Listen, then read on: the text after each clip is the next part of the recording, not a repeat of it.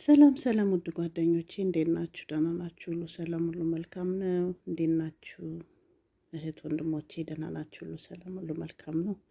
እኔ ጋር ሁሉ አሪፍ ነው። እንዴት ናችሁ? ደህና ናችሁ? እያያችሁኝ ነው? እንዴት ነው? ይችን አሳያት።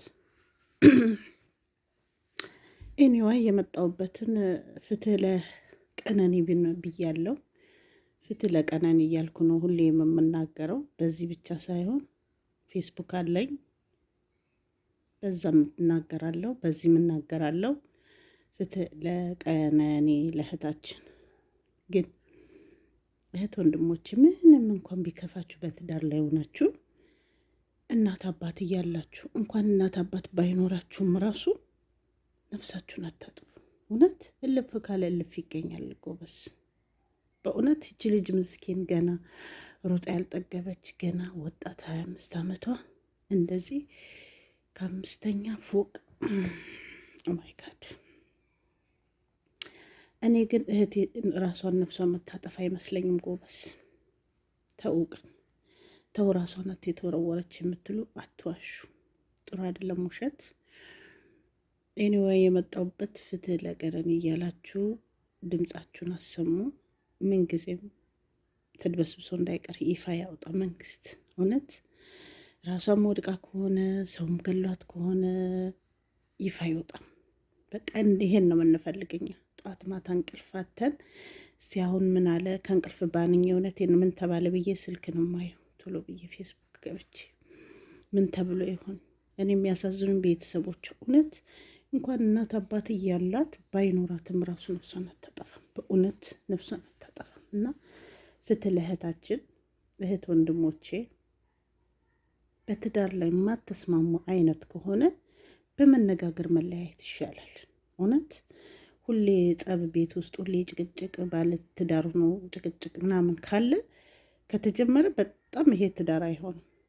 ሳይለንት አንደኛው እሳት ሲሆን አንደኛው ማብረድ ነው ያለበት እንጂ አብሮ እየተነሳ መቀጣጠል በትዳር ላይ ጥሩ አይደለም።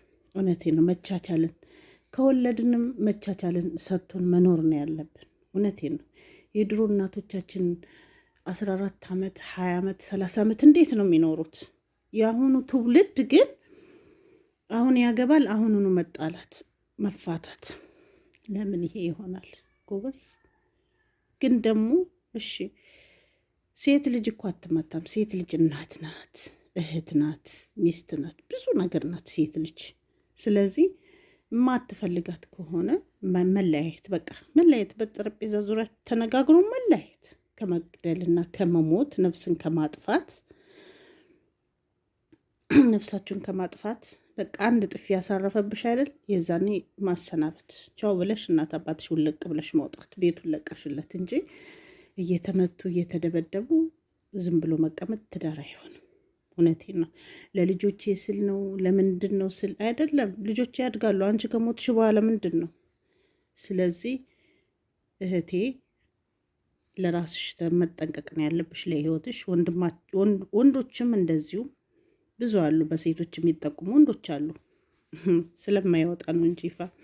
እና እህት ወንድሞቻችን መከባበርን፣ መደማመጥን፣ መፋቀርን ይስጠን እግዚአብሔርና አሁንም ይሄን እየተናገርኩ ፍትህ ለቀነኒ ፍትህ ለእህታችን እያልኩ ለሚያሳዝኑት ለኚህ እናቷና አባቷ በጣም ለሚያሳዝኑት አሁን በመጦሪያቸው ጊዜ እህል ልጃቸውን በማጣታቸው በጣም ያሳዝናል። ፍትህ ለቀነኒ። እውነት ፍትህ ያስፈልጋል።